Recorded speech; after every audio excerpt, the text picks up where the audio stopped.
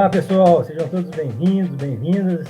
Nós estamos aqui começando mais um Dispositivo Sonoro. Eu sou Gabriel Lemos de Souza e vamos para a pauta de hoje. O Diego também vai se apresentar aí e vai chamar nosso convidado também. Vai, Diego. Boa tarde, gente. Boa tarde, bom dia, boa noite. Obrigado por vocês estarem assistindo aqui. Nosso programa passa no Facebook ao vivo, depois vai para o YouTube e para o Spotify. Se vocês quiserem, pode conferir lá. Hoje a gente vai falar com o Lúcio Big. Ele vai falar um pouco sobre o projeto dele, o trabalho que ele faz aqui para o nosso país. Eu queria que você se apresentasse, Lúcio. Olá, gente. Bom dia, boa tarde, boa noite. Bom, eu sou Lúcio Big, na verdade fui batizado como Lúcio Duarte Batista, e devido, talvez, não sei, imagino que seja devido ao meu tamanho, né, tanto para cima quanto para os lados, eu ganhei um apelido de Lúcio Big e aqui estou. Eu sou o fundador e criador da Operação Política Supervisionada e hoje diretor-presidente do Instituto OPS, que é uma... Enfim, depois vou explicar direitinho a diferença de Operação Política Supervisionada, de Instituto OPS. Enfim, estou aqui em Brasília e agradeço pelo convite participar aqui do programa. Beleza. Eu queria primeiramente te parabenizar porque o Lúcio e a OPS ganharam o ACE Award, International Anti-Corruption Excellence Award. E ele foi o a instituição dele foi escolhida pelo combate à corrupção aqui no Brasil. Eu queria te perguntar o que você achou de ter ganhado esse premiação. Bom, primeiro foi uma surpresa absoluta, né? Porque esse evento, né, essa entidade que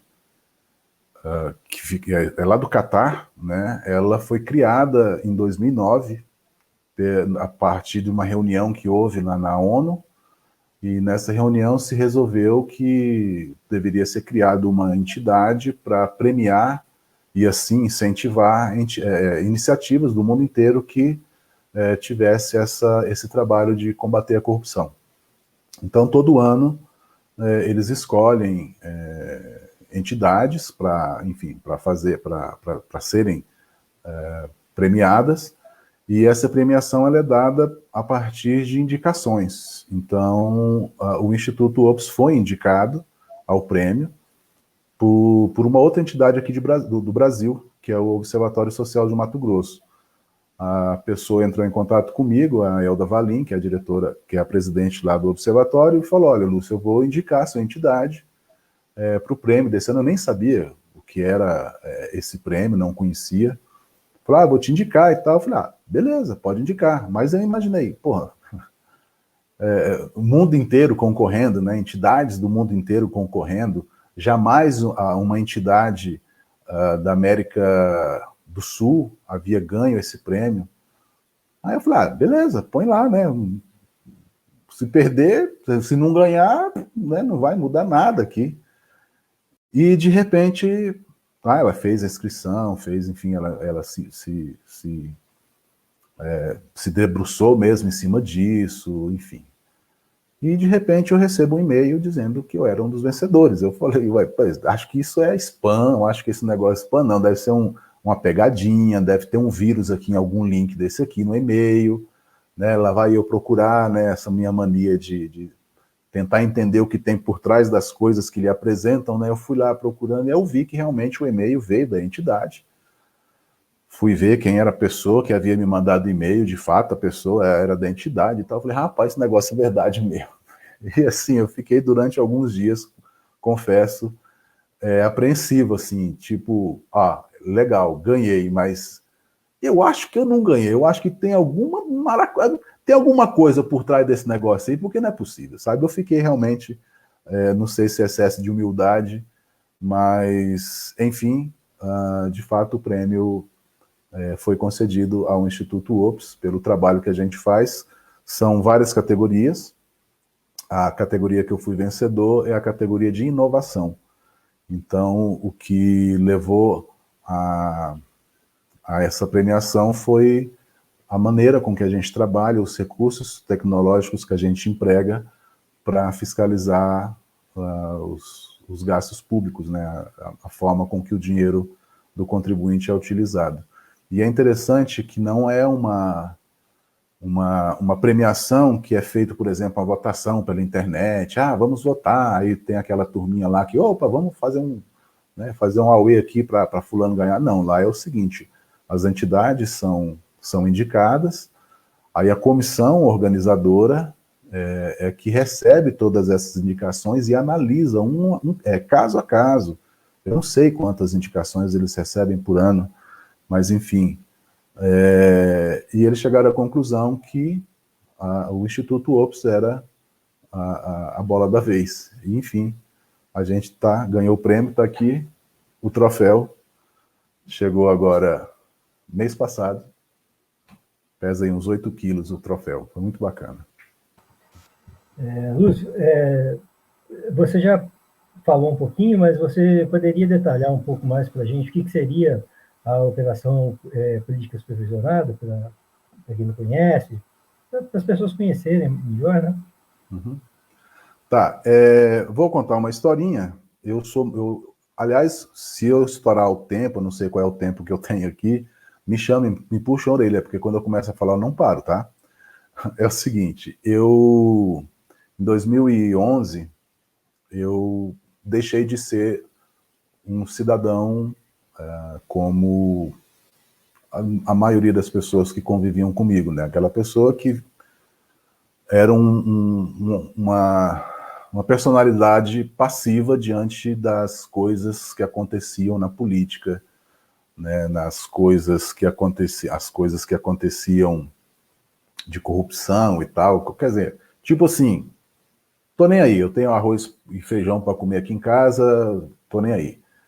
Só que em 2011 as coisas começaram a mudar para o meu lado, eu comecei a perceber a necessidade de lutar, né, de querer fazer alguma coisa para que aquela situação que a gente estava vivendo, ela tivesse um fim, ou pelo menos ela diminuísse de intensidade. Isso aí foi uma época onde a imprensa começou a ter acesso a bastante informações que até então eram pouco acessíveis, e começou a jogar, né, ao público todos aqueles esquemas fraudulentos, né, envolvendo governos, envolvendo personalidades da política. Então, meio que a gente sabia que havia corrupção, mas a gente não tinha ideia da intensidade dessa corrupção.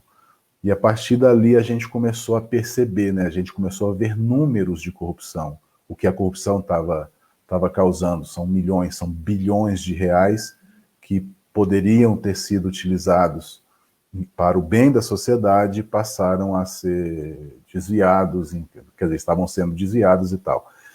Então eu senti a necessidade de fazer alguma coisa. Eu não tinha a menor ideia do que fazer, sabe? Eu não tenho, nunca fiz nada a respeito de política partidária, coisa alguma. E, de repente, eu vi no Facebook, que era uma ferramenta nova, assim, ela tinha acabado de substituir, entre aspas, aí o Orkut, e eu vi um chamamento, um grupo daqui de Brasília, chamado MBCC, Movimento Brasil contra a Corrupção, Movimento Brasileiro contra a Corrupção, alguma coisa assim, convocando os brasilienses a participarem da marcha contra a corrupção na esplanada dos ministérios. Bom, eu sou daqui de Brasília, não sei se eu falei isso, e era a data 7 de setembro de 2011. E exatamente no horário que teria o desfile de 7 de setembro, e no mesmo local. Então, a esplanada dos ministérios, para quem não conhece, são duas avenidas bem largas, uma o sentido para lá, outro sentido para cá, no meio tem um gramado gigantesco. E o desfile militar ele ocorre de um lado, do sentido Congresso Nacional Torre, e a marcha contra a corrupção foi marcada no sentido inverso, sentido Torre, Congresso Nacional. Então, no exato momento que estava tendo o desfile, a gente estava fazendo a nossa marcha contra a corrupção. Era algo absolutamente novo, sabe? Não existia bandeira de partido político, mas também não tinha aquela coisa do combate contra a corrupção. Mas que corrupção? Qual delas, sabe? Porque a corrupção era uma coisa muito ampla, sabe? Então a gente estava marchando contra o tudo, ao mesmo tempo sem um objetivo, mas enfim a gente estava lá. E um sol que queimava assim qualquer um, sabe? E a gente andando o exército atravessando para o lado de lá e a gente para o lado de cá e a gente vai e tal. E eu no meio, eu na época, inclusive, eu já fazia vídeos, eu filmei alguma coisa, só que você tá no meio ali, você não tem noção de quantas pessoas tem. Eu olhava em volta assim, eu falei, acho que tem umas 1000 pessoas aqui, sei lá, 2000. Quando a gente chega no final da esplanada, que vai chegando no Congresso Nacional, tem uma descida, a avenida vem, aí ela faz uma descida e vai lá para baixo, assim, ela desce, sei lá, uns 10 metros, assim. Quando eu cheguei, eu estava bem na frente da manifestação, quando a gente chegou lá embaixo, que eu olhei para trás, que eu vi aquela multidão descendo essa rampa, que não é a rampa do Congresso, tá? É a avenida, quando ela desce, assim, eu arrepiei. Eu confesso que na hora eu dei um nó na garganta, porque tinha muita gente. Aí eu vi um jornalista na hora, a imprensa estava lá e tal, aí falando assim, tem cerca de 20 mil pessoas. Eu falei, cara, não é possível um negócio desse. E, bom, a partir dali, assim, eu entrei de vez nessa coisa de querer acabar com corrupção, ou de pelo menos combatê-la, né? Acabar a gente não vai acabar, mas de combater a corrupção. E assim, eu acabei fazendo parte de um movimento também, aí assim, no Brasil foram eclodindo movimentos de combate à corrupção, aí vinham as marchas de combate à corrupção. Muitas pessoas vão lembrar daquele junho de 2013, quando as pessoas subiram, sim, aí sim, a rampa do Congresso, que foram lá para as bacias da Câmara, do Senado, eu estava lá também. Só que ali já havia todo um histórico de movimentos de combate à corrupção. E a partir dali, a gente já viu a presença dos black blocs que vinham lá, enfim, tumultuar aquilo tudo, aí começou o quebra-quebra. Até então, as manifestações eram pacíficas. Bom, nesse meio tempo eu fui percebendo o seguinte, muito bacana essas marchas contra a corrupção, você está chamando a atenção da sociedade, porque aí vem televisão, vem todos os veículos de comunicação, apurando tudo que está acontecendo e jogando isso para o Brasil inteiro. Então você trabalha o psicológico do brasileiro do tipo assim, não precisamos ficar só como agentes passivos, nós também podemos fazer parte disso. Até saiu um slogan que tinha um gigante, como se fosse, sei lá, o Morro do Corcovado, lá no Rio de Janeiro, levantando, assim, o gigante está acordando, alguma coisa assim. Só que aí eu vi o seguinte, que ao mesmo tempo que as marchas elas mexiam com o psicológico, elas só faziam basicamente isso, elas não avançavam, elas não tocavam a ferida de onde realmente estava acontecendo a corrupção. Então, quem estava desviando dinheiro parava, assistia a televisão, olha, tem um monte de gente protestando contra a corrupção. Terminou? Pronto, continuava fazendo lá as maracutaias todas que a gente conhece muito bem, a gente já viu isso exaustivamente. Então eu percebi o seguinte, eu preciso fazer algo mais pontual. E eu comecei, foi também na época que saiu a Lei de Acesso à Informação, que é a lei que nos garante acesso aos documentos públicos, né, os documentos que estão, as informações todas que estão em qualquer órgão público, elas são, nós temos acesso a esses documentos, com exceção de algumas que são sigilosas. Então, basicamente, qualquer tipo de gasto de uma prefeitura, de uma Assembleia Legislativa, de uma Câmara Municipal, enfim, qualquer coisa que seja pública, qualquer informação que seja pública, o cidadão tem acesso. Então eu comecei, né, aprendendo a mexer com aquilo, e eu comecei a fiscalizar gastos de deputados federais e senadores com dinheiro público chamado verba indenizatória, que é uma verba que eles têm, até hoje tem essa verba, para auxiliar no trabalho de mandato. Então, com gastos de mandato, é uma viagem que eles precisam fazer, uma hospedagem, é o imóvel que eles alugam no Estado para montar o escritório político deles, enfim, aluguel de carro, enfim, várias coisas. E eu comecei a fiscalizar e eu encontrei muita coisa estranha, sabe? Muita irregularidade. Só que eu precisava ter certeza que aquilo que eu estava imaginando era de fato uma irregularidade, como, por exemplo, eu vi um deputado, inclusive esse deputado faleceu agora no passado, eu vi que um deputado alugava um veículo com valor muitas vezes mais alto do que o que era cobrado de um modo geral no comércio, né, na praça. E eu, pelo Google, pelo Street View do Google, né, que você vai andando pelas ruas e tal, eu fui no endereço lá em Teresina, lá no Piauí, e eu não encontrava o endereço. Tinha um matagal, sabe, no local onde deveria ser esse endereço, tinha um matagal. E eu falei, caramba, mas assim, como o mapa, nessas imagens, elas estavam muito defasadas, eu falei, pô, de repente tem ali um prédio, tem ali a locadora, né, do veículo. Aí eu falei, poxa, temos aqui uma rede social, temos aqui o Facebook, poxa, eu faço vídeos para o YouTube, né, as pessoas me acompanham no YouTube, eu vou aproveitar e vou pedir para quem mora lá no Piauí, lá em Teresina, que puder ir lá no local para fazer uma foto para mim no endereço, pronto, eu vou ter a foto real, né, do momento. E assim eu fiz. E um monte de gente apareceu para um monte, assim, tipo umas 5 pessoas apareceram se oferecendo para fotografar. Eu mandei o endereço e as pessoas foram e eles me mandaram as imagens, era uma padaria. E não tinha locadora, era uma padaria. E assim eu fiz em várias cidades, para várias cidades brasileiras, sabe? Sul, Sudeste, Norte, Nordeste, tudo quanto é canto. E sempre que eu pedia, sempre aparecia alguém. Às vezes eu olhava assim e falei, cara, nessa cidade não vai ter ninguém. Puf, aparecia alguém.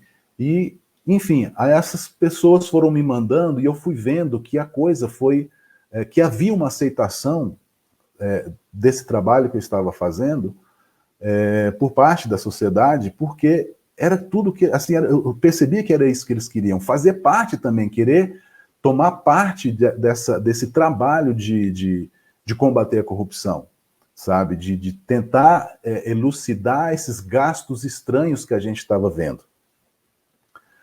E num desses, e assim, sempre que eu encontrava algum caso e tal, eu fazia um vídeo lá no meu canal, no YouTube, e explicava, olha, assim, assim, assado e tal, tá aqui as fotos, né, do local, e ao invés de ter aqui uma locadora, a gente está vendo a padaria, o outro lá, ao invés de ter uma empresa de advocacia, tem uma loja de perfume, enfim, fui fazendo o trabalho de investigação jornalística tradicional, que era justamente pegar, né, fazer de conta que é uma coisa e a outra para conseguir coletar as informações.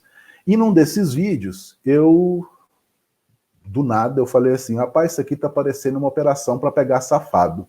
Isso aqui é uma operação pega safado. E ficou, o nome ficou, Operação Pega Safado, com a sigla, com as iniciais OPS, Operação Pega Safado.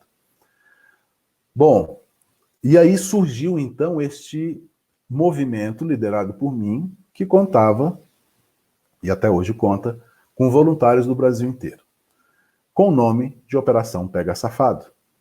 E em setembro de 2013, o programa Fantástico da Rede Globo fez uma matéria com vários casos que eu passei para eles, né? Eles me procuraram, ficaram sabendo do trabalho e tal, passei para eles os casos, e eles fizeram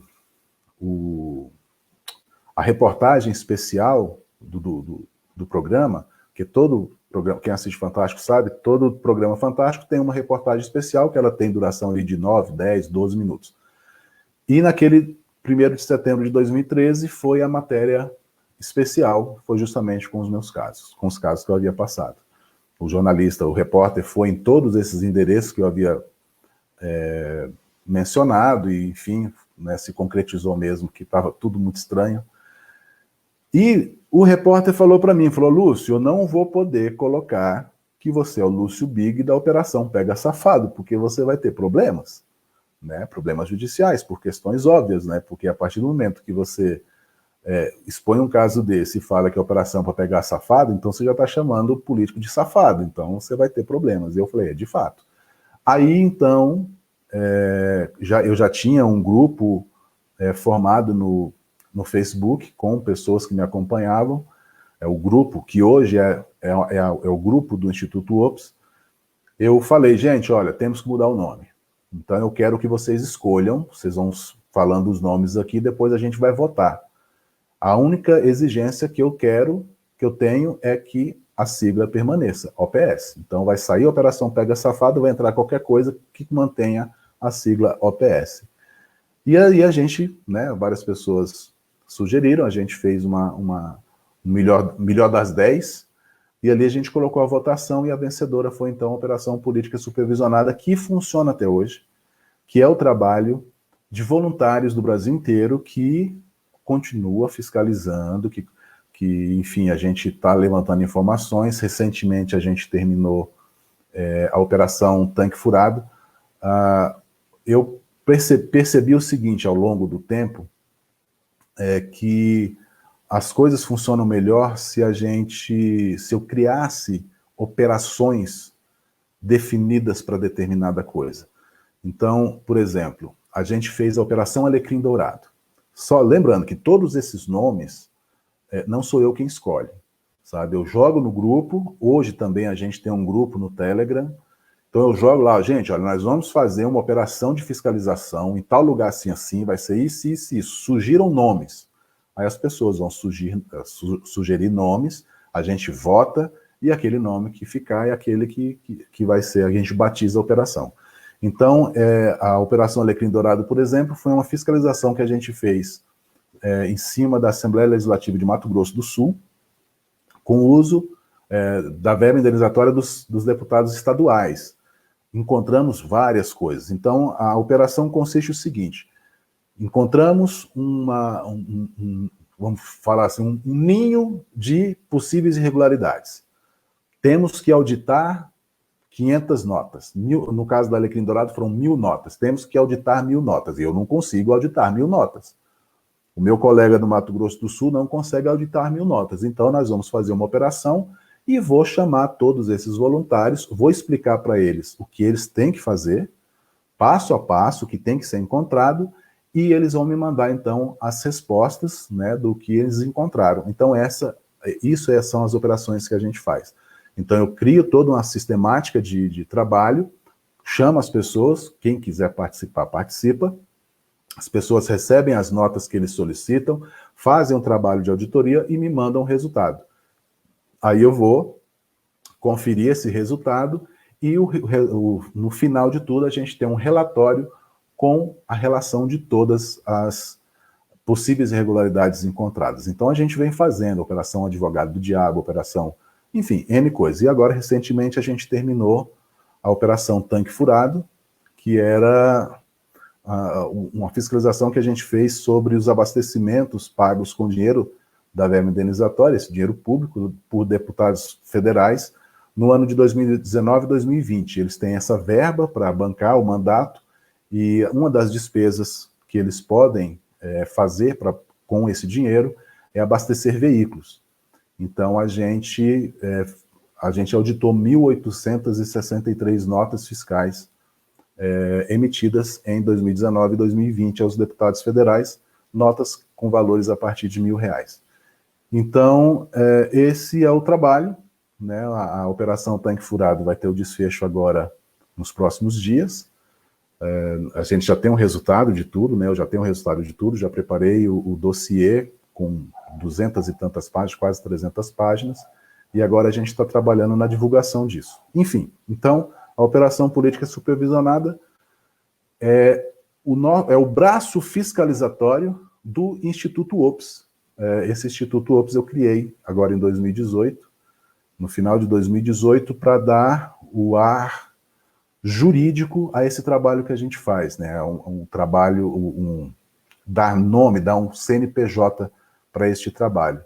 Então, temos hoje um Instituto OPS, e debaixo desse Instituto OPS, ele é um guarda-chuva, debaixo desse Instituto OPS temos 2 projetos, que é a Operação Política Supervisionada, que fiscaliza gastos públicos, que também trabalha na conscientização do cidadão para a necessidade de fazer parte do controle social, e na outra parte do guarda-chuva a gente tem um projeto Novo Eleitor, que é um projeto que está um pouco parado, que visa orientar de forma absolutamente apartidária como o eleitor deve votar, como ele precisa, o que ele precisa ter em mente para escolher melhores os seus candidatos na hora de votar.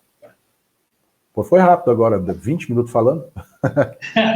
Não, tá bom, é bom que é bem complexo, né?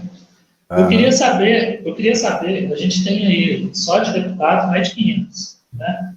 Uhum. Você já explicou mais ou menos como que é o modo operante do seu instituto. Eu queria saber qual que é a dificuldade, quais são as dificuldades que você encontra nessa fiscalização que você tem. Olha, a primeira dificuldade que tem é o seguinte, financeira, tá? O Instituto, ele não recebe um único centavo de dinheiro público, ele não recebe dinheiro de empresa, não recebe não é porque não aceita, mas é porque realmente não tem uma empresa ainda que tenha algum dinheiro em caixa e falar, poxa, eu gosto desse trabalho, eu vou te ajudar, sabe? Agora, dinheiro público não, a gente não aceita. Então, eu mantenho esse trabalho com doações de pessoas, doações mensais que as pessoas fazem, que, assim, quase não dá para continuar. Na verdade, eu já pensei em desistir várias vezes por questões financeiras. Então, o maior entrave hoje que a gente tem é justamente isso. Por quê? É um trabalho extenuante, sabe? Eu começo a trabalhar de manhã,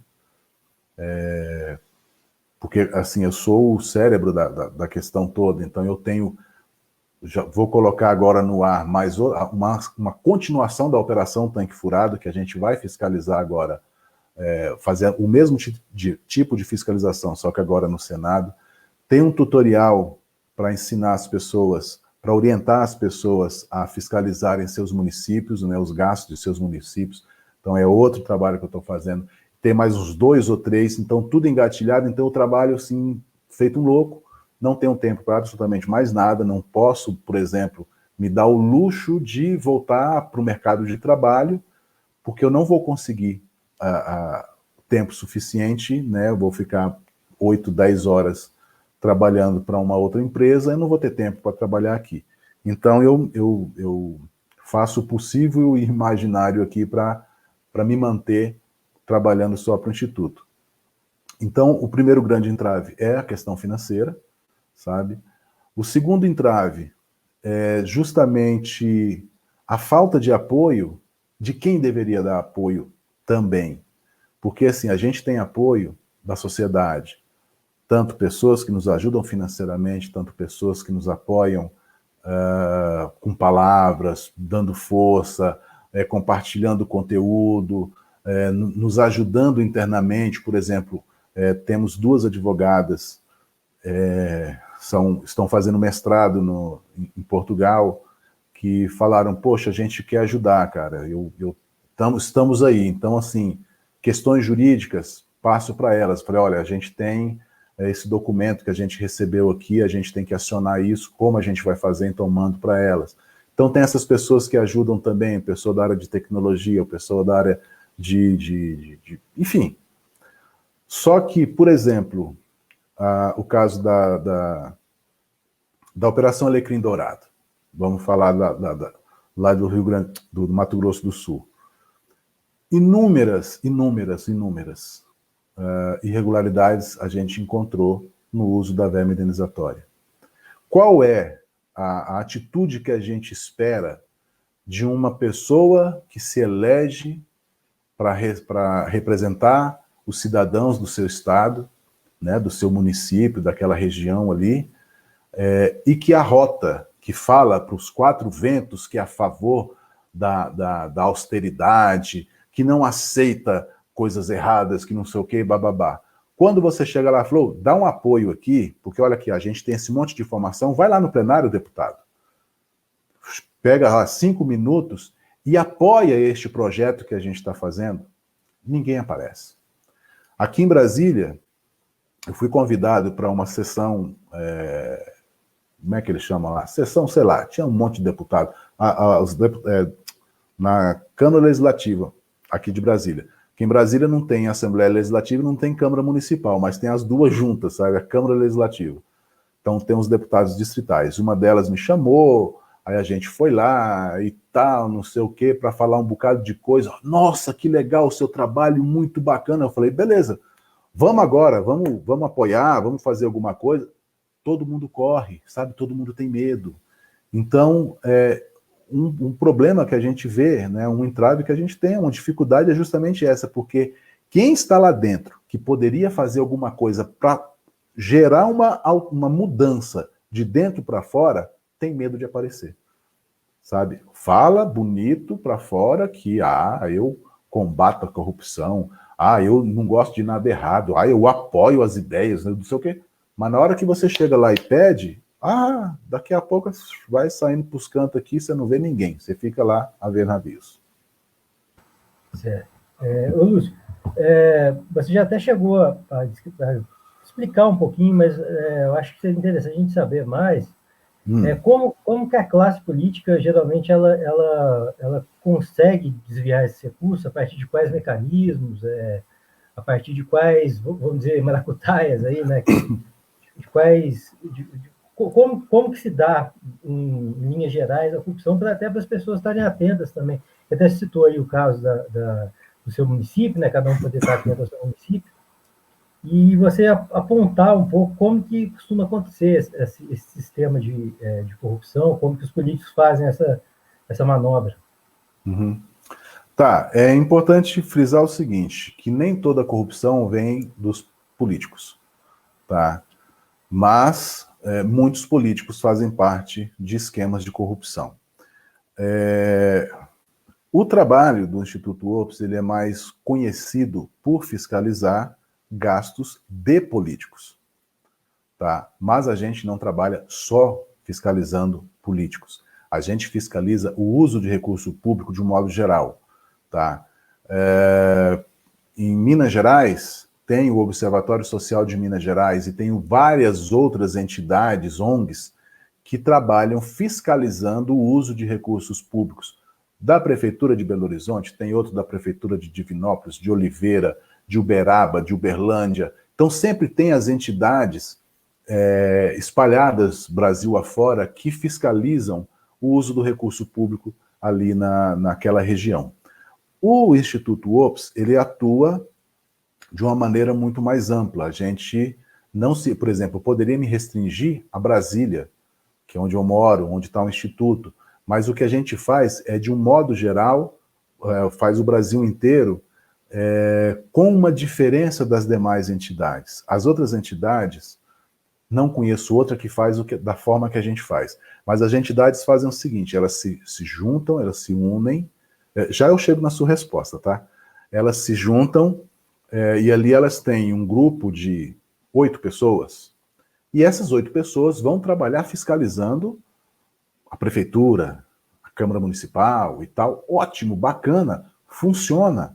Sabe, a gente tem resultados positivos inúmeros a partir da atuação dessas entidades em cima desses órgãos.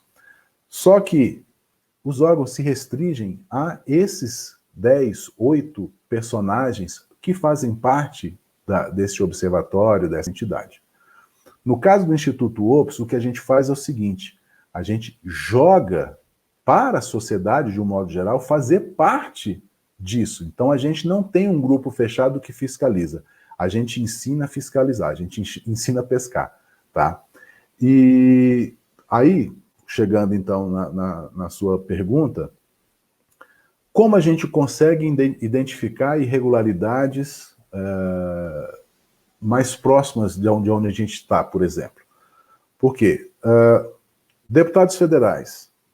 Bom, o deputado federal é um gestor público. E a partir do momento que ele é um gestor público, ele tem que prestar contas de cada centavo que ele utiliza do dinheiro público. E se ele utilizar de forma indevida, ele tem que ressarcir o erário e, dependendo da situação, ele pode responder por algum processo criminal. Da mesma forma, o senador.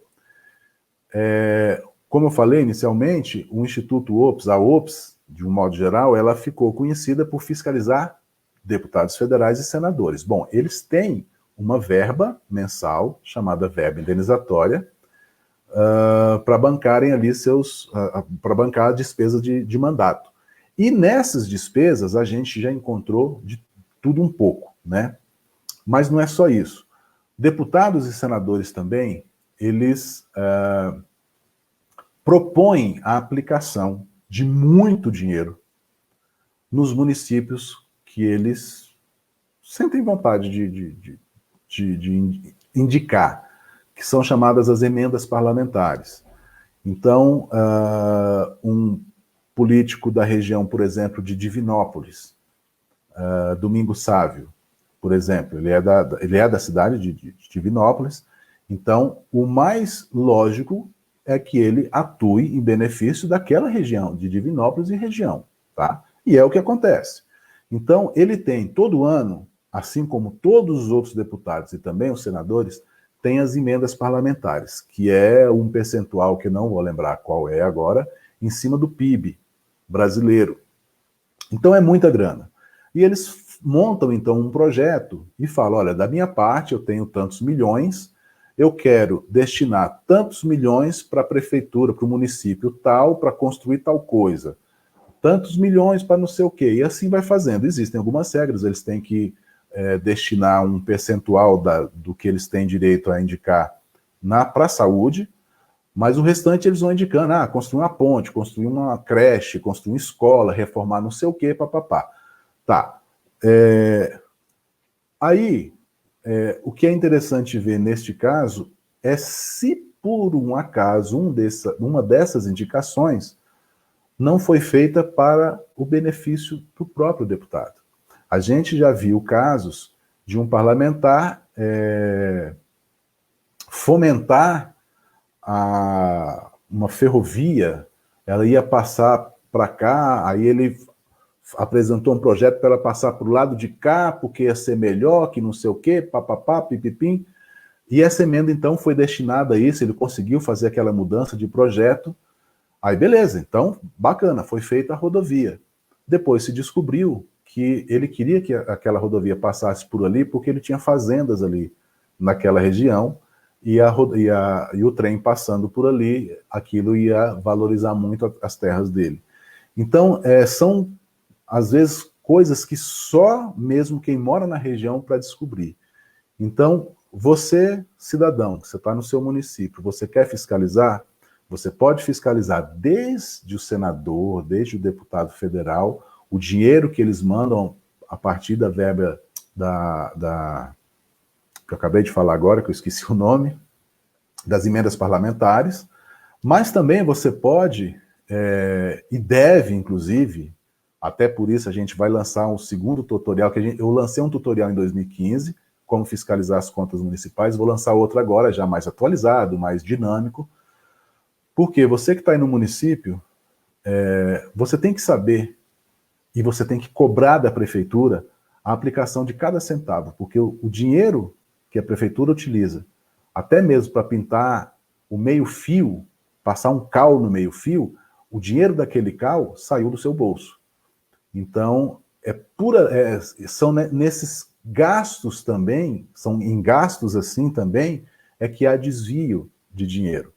Aí é uma questão bem mais complexa, que isso eu explico direitinho no tutorial, que é assim, você observar quem está sendo contratado pela prefeitura para fazer aquele serviço. Como foi feita a licitação? Será que não foi uma licitação fraudulenta, assim, do tipo, viciada, né, que tem ali 3 empresas que participam, na verdade as 3 empresas são de uma pessoa só, a gente está careca de ver isso. Então, assim, é até difícil falar para você onde está a torneirinha que sai o dinheiro da corrupção, porque ela pode sair para qualquer lugar. Onde tem dinheiro público é possível haver desvio. Então, a minha sugestão é que o cidadão que está assistindo aqui agora, opa, eu quero fiscalizar.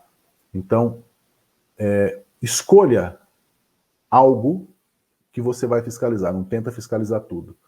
Eu quero fiscalizar aqui na prefeitura o uso do dinheiro público para manutenção da frota. Tá? Tem um trator, tem um caminhão, tem os veículos, tá, não sei o quê. Então você vai procurar fiscalizar só aquelas despesas. Depois que você se sentir satisfeito de ter fiscalizado aquilo tudo, aí sim você passa para outro. Mas, respondendo a sua pergunta, onde há possíveis utilização irregulares de dinheiro público, eu digo, qualquer lugar, se tem dinheiro público, tem cidadão, tem um gestor público mexendo, pode ter certeza que há uma infeliz possibilidade de estar havendo desvio. Lúcio, eu queria, pegando a pergunta do Gabriel, continuando um pouco nesse raciocínio, eu queria, essa é mais uma opinião do que uma pergunta que eu queria tirar de você. O que a gente poderia fazer através do próprio cidadão, o que poderia ser feito para que a gente conseguisse diminuir essas torneirinhas que você fala? Igual você falou que tem os valores lá que os políticos recebem, né, para eles pagar gasolina e tal, essas coisas. Existe alguma forma de que a gente consiga diminuir isso? O que pode ser feito? Você diz diminuir os recursos destinados a eles ou a gente fiscalizar ao ponto de diminuir a abertura dessa torneirinha? Bom, isso, eu quero... Desculpa, só para deixar claro, acho que não foi clara a pergunta. Eu queria saber se existe, qual seria a melhor forma para conter essas práticas dos políticos corruptos. Tá. Eu sempre gosto de contar uma historinha que é o seguinte. Imagina você numa cidade que tem uma praça, né? Acho que todas as cidades têm uma praça, com aqueles banquinhos e tal. Você chega com um celular bem bacana e coloca o seu celular no banco da praça. Imagina que a praça está movimentada, pessoas passando para lá, para cá. Você coloca o seu celular no banco e sai para dar uma volta. Depois que você der a volta na praça todinha, quando você voltar, a possibilidade do celular ainda estar no banco é mínima. Por quê? Passou alguém ali e levou o seu celular. Agora, se você pegar o seu celular, colocar no banco e ficar olhando para ele, você não precisa nem estar com ele na mão. Você colocou no banco, você está ali, ó, do lado dele. Pode até acontecer de chegar um malandro armado, com a faca, com seja lá o que for, para te roubar. Porque ele é um profissional do roubo. E ele vai te roubar. Agora, aquele ladrãozinho de ocasião que se viu, tô brincando, se não viu, tô levando, esse não vai pegar o seu celular. Por quê? Porque você está olhando. Da mesma forma, funciona o dinheiro público. Se você der as costas para ele, quem manuseia o dinheiro público pode desviar para o próprio bolso, para o bolso dos amigos. Estou dizendo pode, não estou dizendo que todos fazem isso, tá? Mas existe a possibilidade de haver um esquema na prefeitura, na Câmara de Vereadores, na Assembleia Legislativa, no Palácio do Planalto, onde for. Tem dinheiro público? Opa, preciso comprar um veículo. Tá, então o veículo é o seguinte, o veículo custa 50 mil. Não, mas vamos fazer o seguinte, vamos falar que o veículo custa 60 mil. 10 mil a gente racha. Porra, beleza, me emite a nota de 60 mil que eu pago. Puf, pagou. Já se foram mais 10 mil do dinheiro que poderia ser aplicado ali na escola, no posto de saúde, comprando seringa, não sei o quê, foi para o bolso de um safado qualquer, tá? E por que isso acontece? Os órgãos têm, ou pelo menos devem ter, internamente, um setor chamado controle interno, que é aquele pequeno órgão ali dentro que vai fiscalizar tudo que é feito, todo o gasto que é feito naquele órgão. E existem os órgãos de controle externo, que são, por exemplo, tribunais de contas, que fiscalizam o uso desse dinheiro público das prefeituras, por exemplo.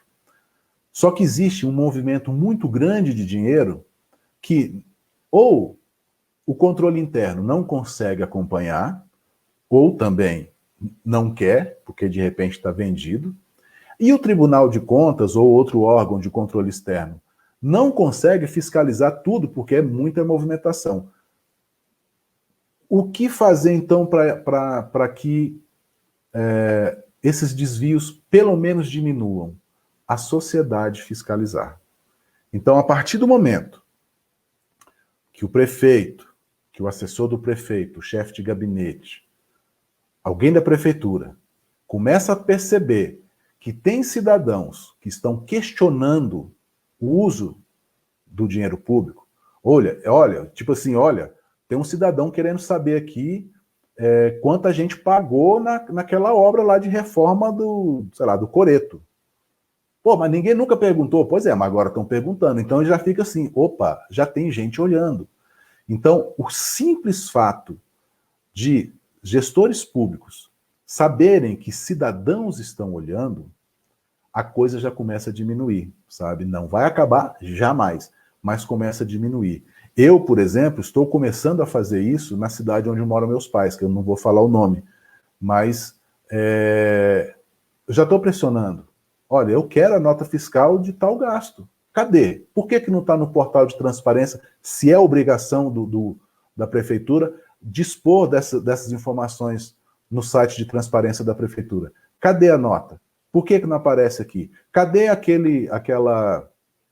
o processo licitatório da reforma, do asfaltamento da avenida tal? Por que não está no portal da transparência? Cadê? Sabe? Então, a partir do momento que você começa a questionar a prefeitura, estou falando prefeitura, mas pode ser qualquer órgão, tá? A coisa começa a andar. E a partir do momento que você começa a encontrei uma coisa que realmente está estranha, você não precisa ser juiz de nada. Basta que você... vou dar um exemplo, eu gosto muito de dar exemplo. Você pediu informações, ou você conseguiu informação de quanto foi gasto na reforma do Coreto lá da cidade. Ah, se gastou 80 mil. Você olha para a obra, cara, como é que colocaram 80 mil numa obra dessa aqui que basicamente cimentaram e botaram um piso? Não tem como ter gasto 80 mil. Você, como eu falei, você não precisa ser juiz de nada. Você simplesmente achou que que é um valor muito grande para o tamanho da obra, você vai fazer uma denúncia naquele órgão de controle externo que eu te falei, no Tribunal de Contas, por exemplo. A partir do momento que você faz uma denúncia, aquele órgão de controle externo é obrigado a fiscalizar, é obrigado a querer saber o que está acontecendo. Sabe, você cutuca a onça com a vara curta. Então, quando você manda a denúncia ao tribunal, temos que olhar, o Tribunal de Contas. O Tribunal de Contas vai lá e vai ver em loco o que está acontecendo com aquela obra. E se tiver alguma maracutaia, aí o Tribunal de Contas vai dar sanção lá, vai dar uma zebra danada para a prefeitura e pode, inclusive, ajuizar, sabe? Pode abrir processo judicial contra o prefeito, contra o secretário de obra, sei lá, contra alguém. Então, o cidadão tem um poder tão grande que ele ainda não sabe, mas ele tem um poder muito grande para fazer as coisas mudarem. É claro que existem situações, talvez seria a sua próxima pergunta, eu já vou responder agora. Existem situações que o cidadão não pode fazer isso. Existem municípios brasileiros que o cidadão não pode se expor, porque ou ele faz parte daquele órgão, isso eu sei, assim, eu recebo muitas... Abre aspas aqui. Uma das coisas que o Instituto Ops faz é fazer a denúncia no lugar do cidadão. Por quê? A gente recebe denúncia, que está ocorrendo algum tipo de desvio em algum órgão. A gente recebe todas as informações e quem nos manda é alguém que trabalha no órgão. Ele, como um funcionário público, né, um cara concursado lá, ele não pode chegar e fazer a denúncia porque ele vai ser, em último caso, até ser assassinado. Entendeu? Então ele tem medo. Fora as outras sanções que ele pode receber. Porque a gente sabe que, infelizmente, a corrupção dentro do poder público, ela não é feita por uma pessoa nem por duas. Existe um grupo. E este grupo ele é muito intolerante, sabe? Então tem aquela intolerância que pode ser que aí tem aquele chefão lá daquele setor que vai pegar aquele servidor que denunciou e vai jogar ele lá no fundo do almoxarifado, não vai ver nem um dia da luz. Vai trabalhar lá no local, sabe, remoto. Em último caso, de repente o cara amanhece morto. A gente infelizmente vê isso, jornalista sendo morto, sabe, de repente, fulano morreu, como? Por quê? Sabe, vai saber. Então, o Instituto Opus, ele faz justamente isso, a pessoa envia a denúncia para a gente, de forma anônima, ou ele pode se identificar, mas a gente garante absoluto sigilo, e a gente faz toda a apuração, e aí a gente faz a denúncia. Então, o Instituto Opus está denunciando. Quem está lá dentro do órgão jamais vai saber quem foi que nos passou a informação. Bom, então, é importante lembrar, dizer que é justamente isso. O cidadão quer fiscalizar, fiscalize. Mas não precisa se expor. Se você acha que vai estar se colocando em risco, pode acionar o Instituto Opus que a gente faz isso para você. Lúcio, só você acabou de responder, né, a pergunta da Isadora. Ela justamente perguntou isso, como que um cidadão pode denunciar de forma anônima? Qual órgão procurar? Você pode deixar algum contato para ela, se ela quiser fazer denúncia e tal? Tá. Isadora, olha só, deixa a pergunta dela, por favor, na tela. Isadora, é o seguinte, o trabalho que a Opus faz, igual eu expliquei agora, também é de denunciar, né, fazer essa ponte entre o denunciante e o órgão a ser demandado, tá? Mas você pode também fiscalizar, ou você pode também denunciar de forma anônima. Aí, tanto os tribunais de contas, você está falando de licitações de prefeituras, você pode fazer uma denúncia no Tribunal de Contas do seu estado de forma anônima, tá? Isso é garantido por lei, tá? Da mesma forma, você pode procurar o Ministério Público, que ainda, em muitos casos, é melhor que Tribunal de Contas. Abre parênteses. O que é um Tribunal de Contas? Tribunal de Contas dos estados é aquele tribunal que não é tribunal de justiça, tá? Não tem nada a ver com o poder judiciário, mas é um órgão que atua fiscalizando o uso de recursos públicos no estado. Quem manda lá dentro? Quem é o corpo que manda lá dentro? Na Câmara a gente tem os deputados, no Senado tem os senadores, nos tribunais de contas tem os conselheiros. Quem são os conselheiros? Me parece que são 7, em todos os estados, são 7 conselheiros. 2, como é que é? Eu não vou lembrar agora a divisão exata, mas eu sei que um vem do Ministério Público, o outro não sei o quê. Eu sei que 4 são ex-deputados estaduais. Então, 4 são políticos. Então, essa é a grande crítica que existe aos tribunais de contas. Ora, como um tribunal de contas pode ser absolutamente isento para fiscalizar qualquer político se mais de 50% de quem manda lá dentro é formado por políticos, sabe? Então, assim, de qualquer forma, se você fizer a denúncia no Tribunal de Contas, o Tribunal de Contas vai apurar, tá? Mas pode acontecer do prefeito ser um cara já mais fortinho, conhece alguém que conhece alguém no tribunal e alguém vai engavetar. No Ministério Público, também em todos os estados tem os seus ministérios públicos. No Ministério Público ainda é melhor, porque no Ministério Público só tem gente concursada, só tem servidor que passou em concurso público, são procuradores que, de fato, estão ali sem ser indicado, sem ter sido escolhido politicamente.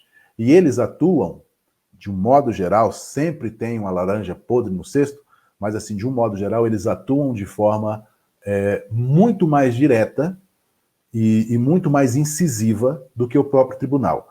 Então, você pode denunciar no Ministério Público. Aí, a forma de funcionar é a seguinte: o Ministério Público recebe a denúncia. O Ministério Público tem que apurar aquela denúncia. Aí eles vão mandar para o Tribunal de Contas. O Tribunal de Contas vai ter que apurar e mandar a apuração para eles, tá? Se eles se sentirem satisfeitos da atuação do Tribunal de Contas, do que o Tribunal de Contas mandou, aí eles vão fazer o que tem que ser feito. Ou vão arquivar o processo, ou vão ajuizar o processo. Ou vão falar para o Tribunal de Contas. Vai lá, cancela essa licitação e faz outra, e eu vou acionar aqui a Justiça para judicializar as pessoas envolvidas, tá?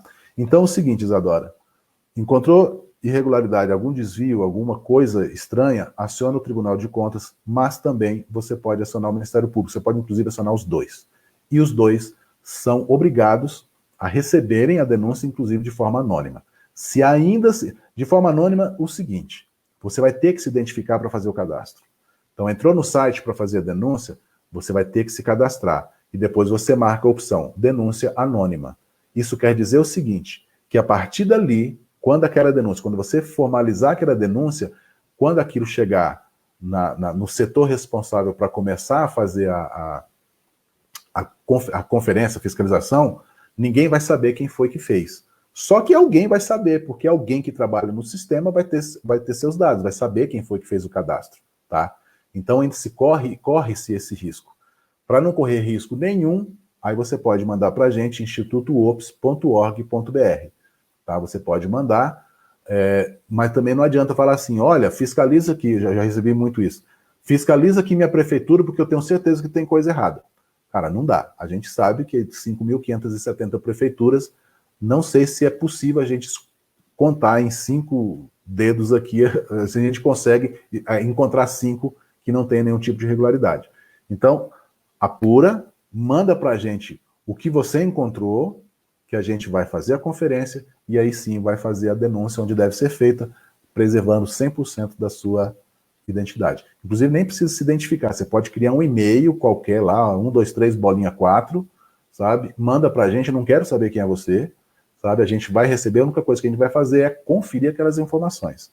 As informações procedem, a gente vai acionar Tribunal de Contas, Ministério Público, o que for.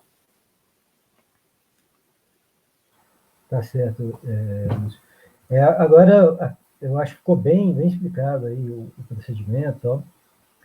Agora, pensando assim já no futuro, né? Que assim, a gente sabe que a maior parte dos problemas que nós, como cidadãos enfrentamos em relação aos políticos que estão atualmente seja no seu município, ou na instância estadual ou federal, em relação ao voto, né? Assim, porque às vezes as pessoas não têm tanta consciência em como votar, né? Então, aí é uma pergunta, né? Assim, eu queria que você explicasse sobre o projeto Novo Eleitor e a gente pensasse, você explicasse também em relação à infância, como que isso a gente pode pensar mecanismos para desde a infância a gente estar conscientizando o futuro eleitor, para ele estar mais engajado com a política e também saber eleger alguém que o represente uma pauta que seja do interesse dele, né? Tá, olha, a questão de escolher bem os candidatos, primeira coisa, o que é escolher bem um candidato? Não é escolher aquele candidato que vai fazer tudo certo, tudo maravilhoso, tá? Sim, ótimo se fosse isso. Mas escolher bem é escolher com consciência de você dar um voto de confiança para aquela pessoa que você acha que vai trabalhar bem em benefício da coletividade, tá? Presidente, senador, deputado estadual, vereador, prefeito, não importa. Se você acha que aquela pessoa pode ser um bom representante, vote nele, sabe? Se ele depois não for, bom, você fez o que você achou que devia ser feito. Você agiu com a sua consciência. Só que, claro, quando ele pedir o voto novamente, você não vai dar, tá? Então é o seguinte, como a gente consegue chegar ao ponto de votar bem? Não é algo que tem um botãozinho, você gira, pronto, todo mundo está votando corretamente. Não, na verdade é uma questão cultural. A gente, historicamente, tem um problema sério com relação a voto, porque voto de cabresto, né? As pessoas eram obrigadas a votar naquele candidato que o patrão mandava. Tem aqueles que vendem o seu próprio voto. Ah, porra, o vereador, o cara lá disse que se ele for vereador, ele vai me contratar para trabalhar no gabinete dele, vou ganhar R$1.500 por mês. Oba, vou votar nele. Sabe? Ah, não, vai conseguir uma vaga lá na prefeitura para o meu sobrinho, para o meu filho e tal. Então, infelizmente, e pior, né? Tem aqueles ainda que se vendem por cesta básica, por alguma coisa assim. Então, é uma questão cultural. Como eu falei, não é uma chavinha que gira e todo mundo está votando bem. É uma questão cultural, é algo que vai levar muito, mas muito tempo, mas é algo que já começou. É uma mudança que já se iniciou, sabe? Não fui eu quem iniciou, mas eu estou no meio aqui, tô remando junto e estou tentando fazer minha parte. Então tem que...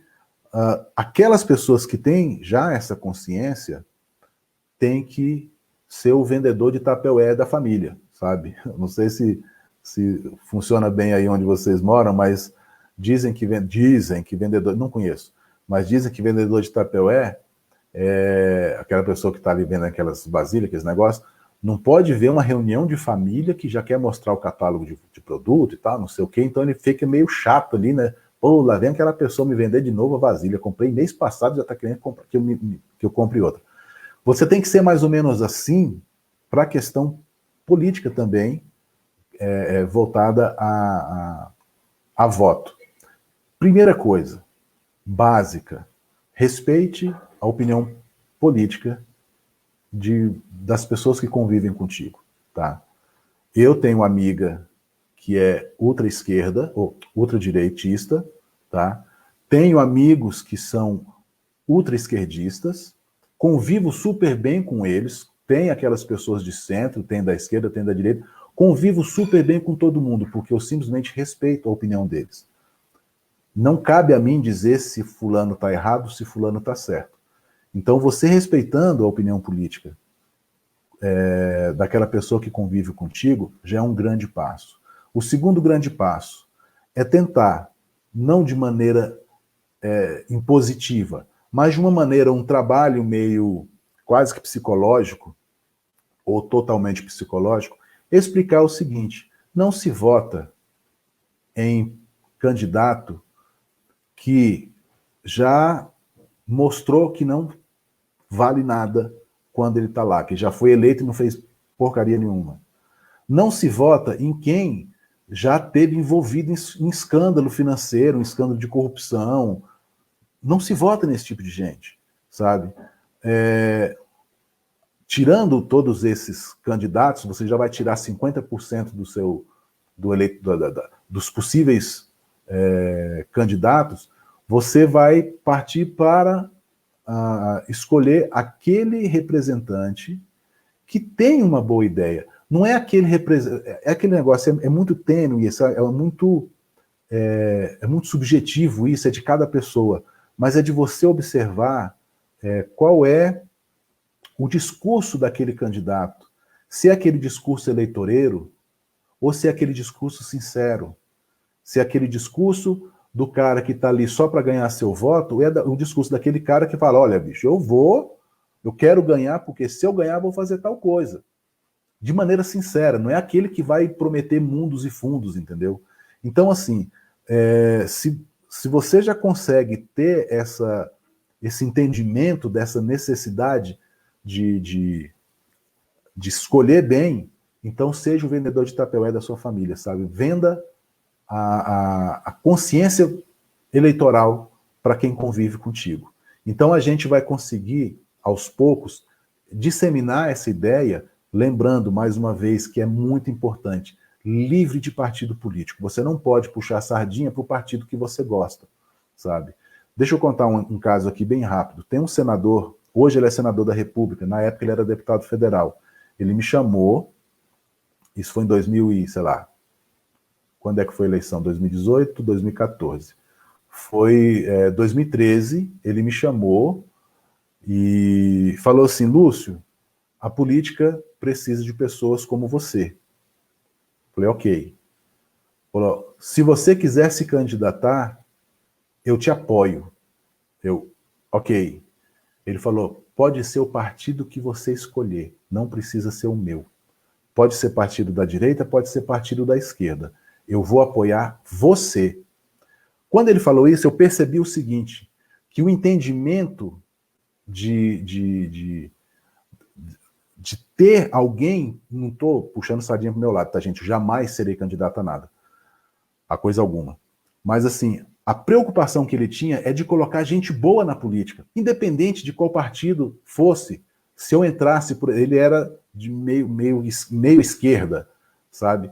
Se eu entrasse para a extrema-direita, ele me apoiaria. E mesmo que a gente debatesse num plenário, ele ainda assim estaria satisfeito porque uma pessoa boa estaria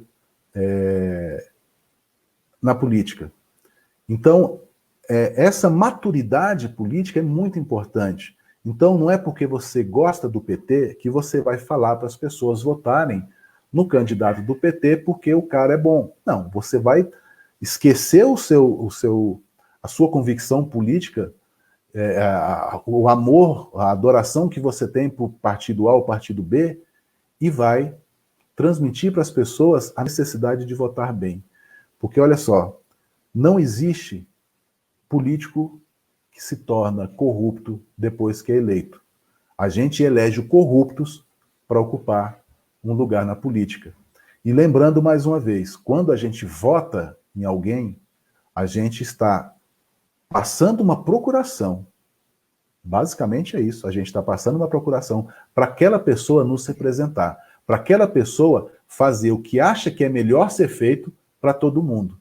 Então, quando você dá o voto para uma pessoa do tipo, acho que já posso falar porque...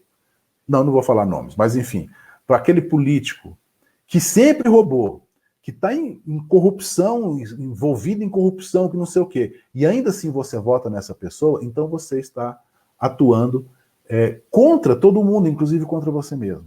Aquela história daquele político lá que rouba, mas faz, isso não existe. Isso não pode existir, não pode ser tolerado por qualquer pessoa, sabe?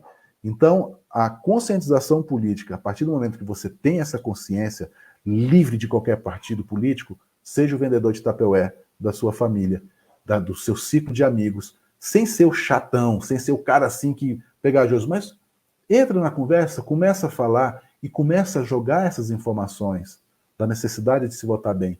Porque se a pessoa se conscientizar, desculpa, se a pessoa se conscientizar, ele vai ver.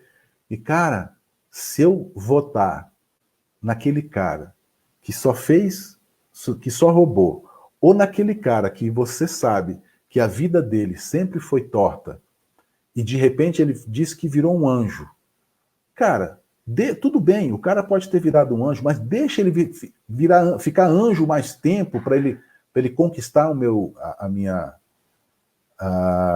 minha simpatia, sabe? Escolha aquele que você viu que, porra, realmente o cara é bom. Qual é o partido dele? Não importa. Eu sou assim. Sabe? Aliás, eu acho que o sistema eleitoral brasileiro ele tem um grande problema, que é essa coisa de voto de legenda, sabe? Tá, tudo bem, o partido forte, ele consegue mais coisa e tal. Mas, assim, eu acho que a gente tinha que escolher as pessoas para nos representar. Qual é o partido dele? Sabe? Pouco importa. Acho que quando a gente chegar nesse nível, a gente vai estar bem. É algo que eu faço nas investigações.